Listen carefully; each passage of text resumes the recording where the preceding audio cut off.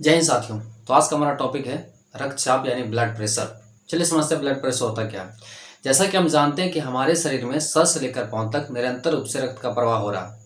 अगर इसी रक्त के प्रवाह में किसी तरह से रुकावटें उत्पन्न होती है तो उसी रुकावट को नाम दिया गया है रक्तचाप, और यह घटना मुख्य रूप से हृदय में देखी जाती है।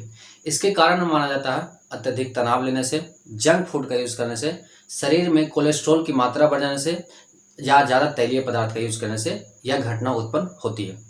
एक एग्जाम्पल से और समझते हैं रक्तचाप को। मान लीजिए आप सड़क पर जा रहे हैं, वही बाइक से। आपकी बाइक की स्पीड है 100 किलोमीटर पर घंटा। आपने देखा एक लड़की, अचानक से आपने मारा ब्रेक। वहाँ पर जैसे ही अपने सडन ने ब्रेक मारा, आप छितरा गए। वहाँ पे जो आप ब्रेक मारे तो अचानक से आपका जो एक्सीडेंट हुआ, यानी जो छितरा गए, उस रुकावट को नाम क्या दिया गया? एक्सीडेंट। उसी तरह से हमारे शरीर में जो रक्त का प्रवाह हो रहा है, अगर उसी रक्त के प्रवाह में रुकावटें आ जाए तो उसी रुकावट को नाम दिया गया है? रक्तचाप यानी ब्लड प्रेशर। चलिए इसके परिभाषा की बात करते हैं। तो परिभाषा माना गया है कि संकुचन और शिथिलन। संकुचन का अर्थ होता है सिकुड़ना और शिथिलन का अर्थ होता है फूलना।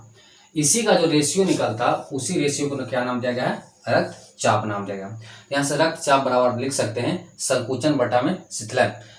संकुचन का मान कितना होता है? 120 और शिथिलन का 80।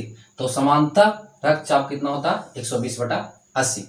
अगर इसी का मान 150 बटा में 100 हो जाए तब इसको नाम दिया था अत्यधिक रक्तचाप यानी रक्तचाप का बढ़ जाना, ब्लड प्रेशर का हाई हो जाना। कब? जब 150 बटा में 80 हो जाए, या इसी का मान घटकर 100 बटा में 60 पर आ जाए, तब इसको नाम दिया था कि रक्तचाप घट गया है, यानी ब्लड प्रेशर लो हो गया है।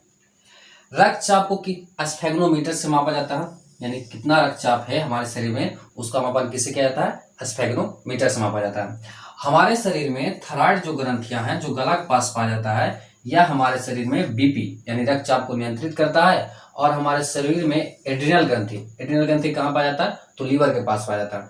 यह हमारे शरीर में क्या करता है? रक्तचाप को बढ़ा देता है। तो आई होप आपको रक्तचाप समझ में आ गया होगा। धन्यवाद।